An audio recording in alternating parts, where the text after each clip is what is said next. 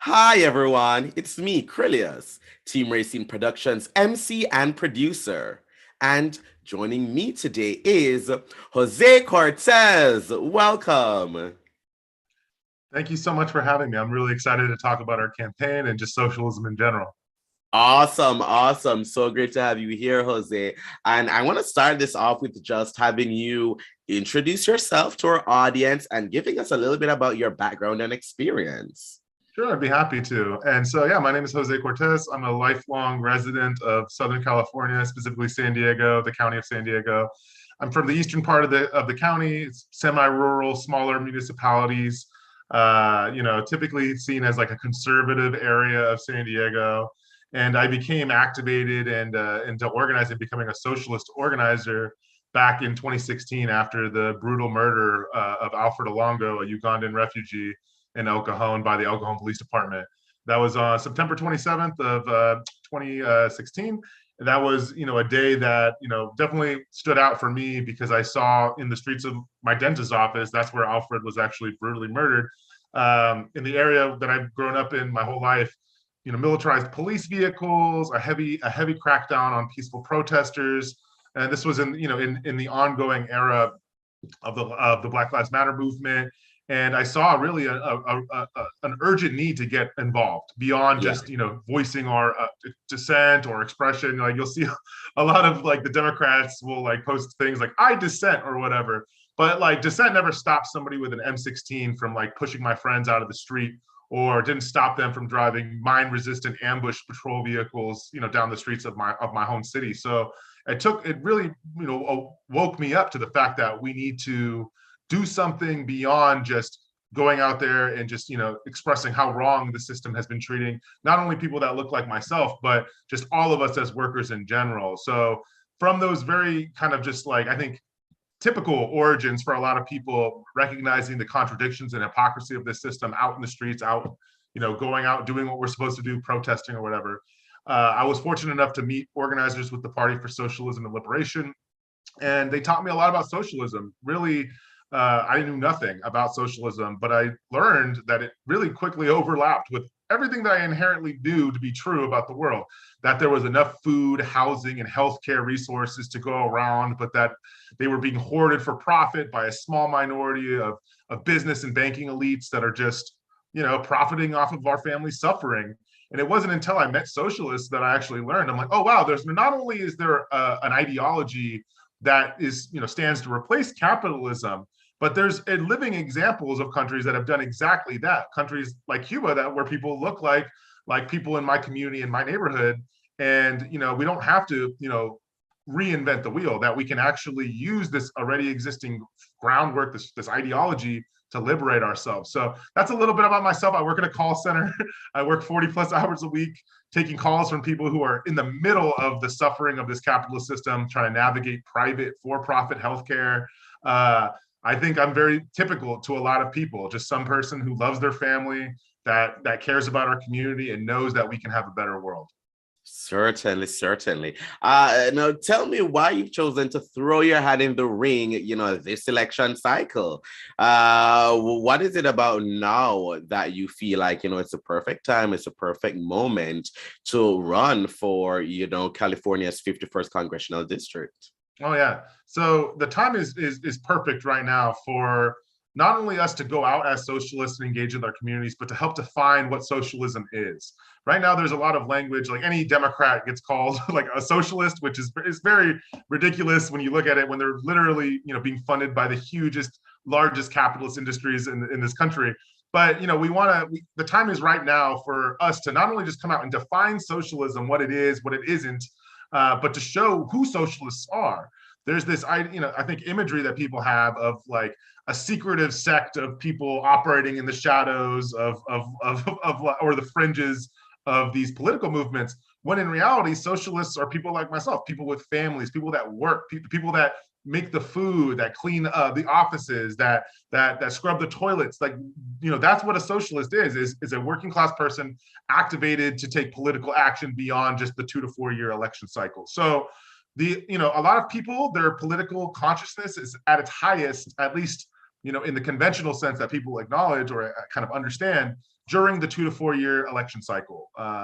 There's people looking, that's what we're told, that by participating and using your vote, you get the chance to participate in the democratic system. Obviously, as socialists, we know that that's just on its face, false. People that are, undocumented, people that have been convicted of a crime are, routinely disenfranchised in this country. The democracy that we're espoused to be having is a myth.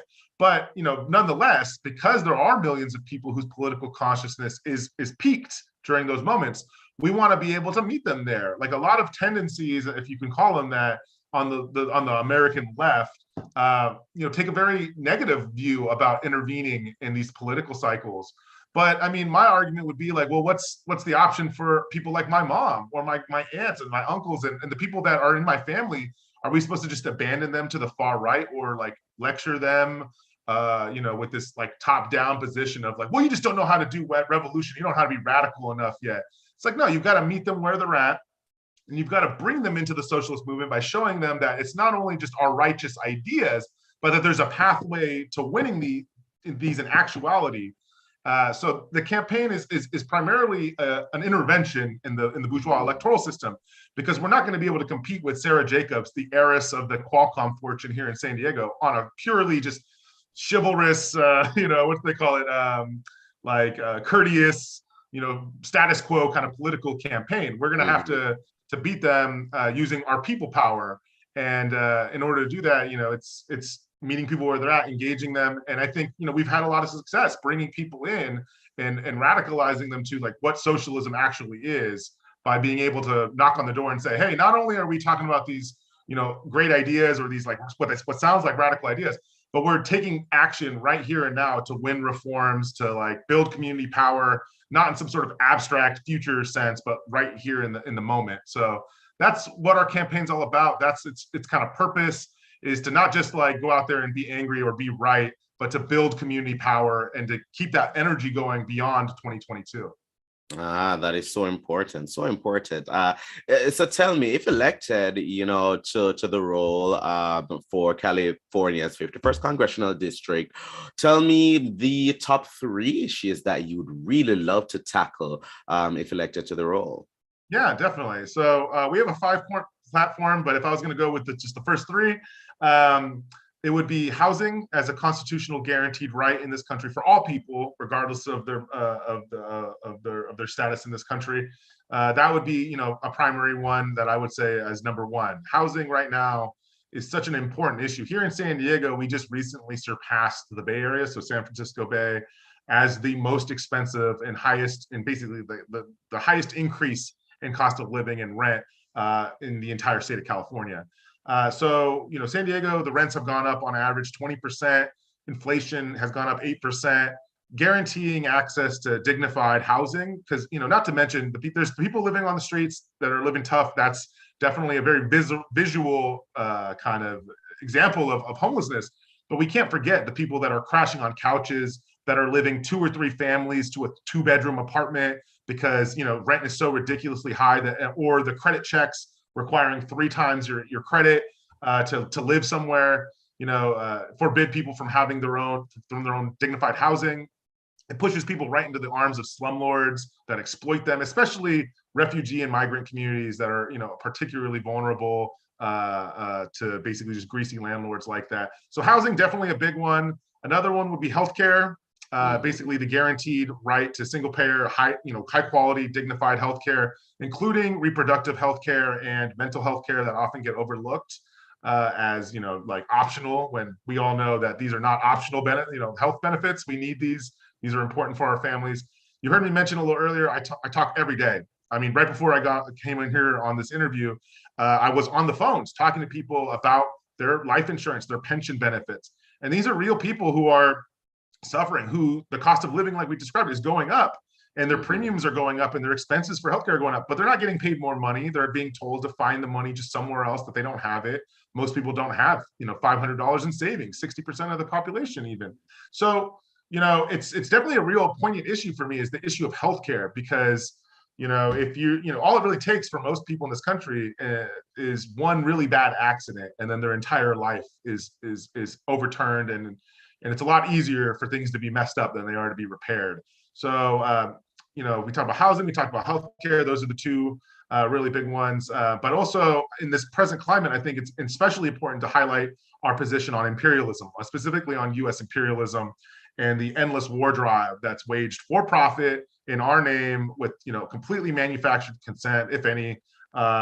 So a big platform point of ours that we like to bring, especially here in San Diego, which is the heart of the Pacific Naval Fleet for the entire U.S. Navy, is that the money to fund the housing and healthcare, in addition to just taxing the billionaires that aren't paying anything right now for taxes, would be to take some of that money from the endless $1 trillion war budget that we see on display, maintaining hundreds of U.S. military bases in over 100 countries right now, to use that money to fund housing and healthcare, education, childcare.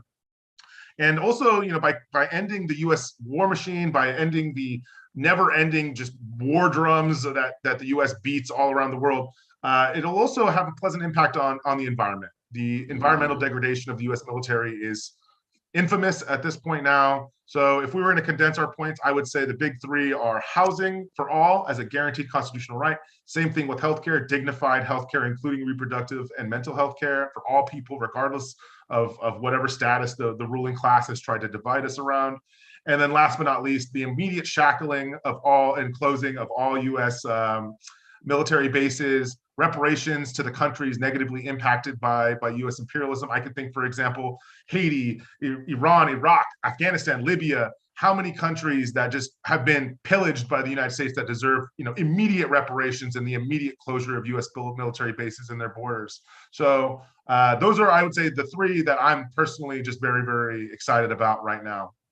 Certainly. So let voters know why you are the best choice for, them this election season. Yeah. So in the 51st Congressional District, we've got the standard kind of options, right? You have the hashtag woke Democrat selection in the form of billionaire heiress Sarah Jacobs, which the irony of saying that, like, oh, this is the progressive option is the progressive descendant of millionaires that, is literally like benefited directly from all sorts of oppression, both by, for example, exploiting people on visas from outside the country to just like work ungodly hours in their company's business, producing chips and defensive kind of just guidance systems and all sorts of just military and commercial kind of equipment. So that's like on the Democrat side, we're being sold this progressive war hawk of a Democrat called Sarah Jacobs, who was born with this, I don't know what's more expensive than silver, but like tungsten platinum spoon in her mouth. She comes from a family whose name is written on almost every building and on a lot of streets here in San Diego. And on the flip side, you have the reactionary mayor, Bill Wells, who is, the mayor of my hometown, El Cajon, California, and, really, really famous for being basically one of the worst people possible. He not only does he benefit from the wealth that we all produce as workers in the county by selling, ridiculously expensive psychiatric services to the county of San Diego through his private business. But I mean, he was also the same mayor that criminalized the sharing of food with the homeless during another outbreak of a pandemic before the COVID-19 pandemic called hepatitis A. There was a Hep A outbreak in San Diego. The city and all of the cities in San Diego knew this was going to happen because they don't provide public restrooms for anybody in the city of San Diego or in the adjoining region. So there was an outbreak of a medieval, I would call it, disease that killed dozens of people, infected hundreds more, if not thousands more that we know of, and impacted them for life. And Bill Wells, was directly responsible for criminalizing the sharing of hygiene packs, of food, of other kinds of just important resources with the community. So those are the two options that are currently on file, in addition to some minor Democrats or Republicans. People should vote for a socialist candidate in the 51st Congressional District, a district that represents hundreds of thousands of workers, because ultimately their vested interest, the interests of their families with the issues we talked about earlier, housing, healthcare, education, childcare, the anti-war movement, are fundamentally not going to be addressed by these other two candidates. Right now, Sarah Jacobs is the incumbent. She's been in power and she's used her position to basically just promote this mythology that the US is the peacekeeping force of the whole world, that we just are humanitarian imperialists, that we only go into a country to make it better, which anyone who's looked at Libya pre and post NATO invasion can see with very clear eyes that the people of Libya are far worse. It used to be called the gem of North Africa, and now you have open air slave markets in Libya after the US invasion. So, it doesn't take very much deep diving to see that Sarah Jacobs is more interested in preserving basically their political status for their family, for maintaining that tie to the political machine more directly than they all do just by donating and funding campaigns like they're prone to do in their family. And then on the flip side, Bill Wells is just running on a reaction-based campaign, one that is just countering, the standard kind of language that we hear, that the issues are a result of non-white people, on queer people, on anybody that basically stands to serve as a point of division while these ruling class robber barons take money out of our pockets. Bill Wells is there to promote that kind of mythology and conspiracy. So really the only option is, of anybody who actually represents anything close to what most people in the district are going through, rising gas prices that are hitting their pockets, the food prices that are skyrocketing, people that are having to make difficult decisions on whether or not they pay for childcare or they have to stop working and take care of their kids and do unpaid domestic labor. These are issues that are only going to be addressed in a fundamental way by our campaign. And when we're doing door knocking, people are really resonating with that. They're seeing that it's not just enough to say, well, we stand for the American dream and that people should have more opportunities, the same kind of dog whistling that we hear from the two kind of entrenched capitalist parties. They want to see people that are out there mobilizing, that are doing things outside of that 365, it's outside of that, every 2 to 4 year election cycle. And, for a campaign that's actually doing that, that's doing something more than just like taking photo ops like Sarah Jacobs does, or getting on a radio program and screaming about immigrants or whatever, like Bill Wells, really the only option that exists left of a local, actual grassroots campaign is ours. Awesome. Great to hear. And when does voting begin there in California for the 51st Congressional District? Yeah, so we have a top 2 primary system here in California, which for anybody who knows, top 2, very anti-democratic. It just means that whoever the top 2 vote getters get in the primaries move on to the actual general election. So the primary is going to be June 7th of this current year. That's where we're going to go toe-to-toe with some of the most entrenched money interest powers that here in San Diego locally. And we're really looking forward to that. So June 7th for anybody in the 51st Congressional District. And that covers everything from basically Eastern San Diego up to the Air Force Base, Miramar, all the way to the city of El Cajon. It's a pretty large district. But yeah, anybody that's in that district will vote June 7th. Awesome. And I want to remind our viewers that if you're in California and you want to check your voter status, you want to register to vote, all of that, you can go to headcount.org now, get it done before the election period begins so that when the day comes, you are able to vote. So once again, you can register to vote by going to headcount.org. Jose, before I let you go, the last thing I'll ask is how can people keep up with you, keep up with your campaign, follow you, and support in any way they can? Yeah, well, we will definitely are encouraging anybody who's in the region, whether you be in El Cajon, San Diego, all over the county, to get involved in our campaign. You can reach out to us, of course, on social media. If you go to Cortes for Congress on Twitter, Instagram, Facebook, you're going to find my campaign information. And if you just reach out there, that'll be a quick and easy way. You could also go to our cortesforcongress.org website. That's our congressional campaign website. It'll have information on donations. It'll have information on how to get involved in contacting us. And if you're interested in giving an endorsement, it'll also have that information there. And I just really want to close out by encouraging people to visit our website, to visit our campaign pages, make a donation if you can, because we're actually in the final push up to get into what they call San Diego County Voter Registration Guide. For those who may not be familiar, there's a book that goes out every year that basically goes over most of the voting issues. It goes over any of the propositions, the candidates. And it's when you talk to a lot of people doing door knocking, that's the way that they're engaging with the political system. They're reading that, they're kind of making their determinations off of that book. So we still need an additional $2,000. We've raised about $3,000 of the $5,000 needed to get in that book. And that $5,000 gets us 250 words, by the way, which just goes to show how inaccessible this process is supposed to be to working people like ourselves. But yeah, anybody that can, please donate via Cash App, Venmo, GoFundMe, all of that. The information is right on our congressional pages. And more important than even the donation, if you're here in San Diego, get involved, reach out to the Peace and Freedom Party, to the PSL, the Party for Socialism and Liberation, and take this political energy, this moment of people feeling very scared, feeling nervous, and turn it into revolutionary action in your community today. Awesome. Jose, thanks so much for joining me. To the viewers, those links will be in the description below, so you can go ahead and check them out and, find out what Jose has to offer and keep up with what he's doing. Thank you so much for being here. Such a pleasure getting to chat with you. Such a pleasure getting to learn about your campaign. And I wish you the best of luck on your campaign. Thank you so much. And thank you again for the opportunity to talk on your show. It's very appreciated. Thank you so much. Certainly. To our people watching, please follow Team Racine Productions on all forms of social media at Team Racine, and like, comment, and subscribe. And most of all, thank you for watching. Bye, everyone.